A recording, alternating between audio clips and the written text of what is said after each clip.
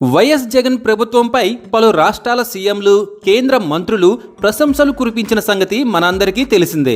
ముఖ్యంగా కరోనా సమయంలో జగన్ చేపట్టిన చర్యలు పలు రాష్ట్రాలకు ఆదర్శంగా నిలిచాయి. ఇక జగన్ తీసుకువచ్చిన వాలంటీర్ వ్యవస్థపై పలు దేశాలు సైతం అధ్యయనం చేశాయి. నాడు నేడు పేరుతో విద్యా వ్యవస్థలో జగన్ తీసుకువచ్చిన విప్లవాత్మక మార్పు గురించి ఎంత చెప్పుకున్నా తక్కువే.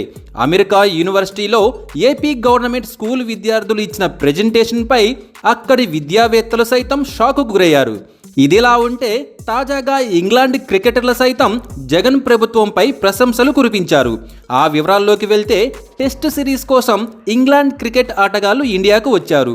మొదటి టెస్ట్ హైదరాబాద్లో జరగ్గా రెండో టెస్ట్ మ్యాచ్కు విశాఖపట్నం వేదికగా నిలిచింది. విశాఖలో జరిగిన మ్యాచ్లో టీమిండియా ఘన విజయం సాధించింది. మ్యాచ్ అనంతరం ఇంగ్లాండ్ ఆటగాళ్లు విశాఖపట్నంలో సరదాగా గడిపారు. విశాఖ బీచ్ అందాలు చూస్తూ ఇంగ్లాండ్ ఆటగాళ్లు సందడి చేశారు. రామకృష్ణ బీచ్ అందాలను వారు ఆస్వాదించారు. ఇంగ్లాండ్ ఆటగాళ్లు మీడియాతో మాట్లాడుతూ విశాఖ సిటీ అద్భుతంగా ఉందని కితాబిచ్చారు.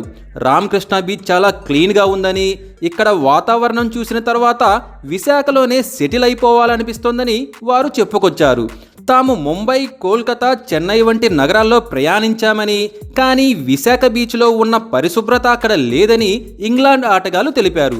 ఇక రెండో టెస్ట్ మ్యాచ్కు ముందు ఎయిర్పోర్టు నుంచి హోటల్స్కు ఇంగ్లాండ్ ఆటగాళ్లను ఆర్టీసీ బస్సులోనే తరలించింది జగన్ సర్కార్. దీనిపై బీసీసీఐతో పాటు ఇంగ్లాండ్ క్రికెట్ బోర్డు సైతం జగన్ ప్రభుత్వానికి ధన్యవాదాలు తెలిపింది. తమకు ఏర్పాటు చేసిన సౌకర్యాలపై కూడా ఇంగ్లాండ్ క్రికెటర్లు హర్షం వ్యక్తం చేశారు.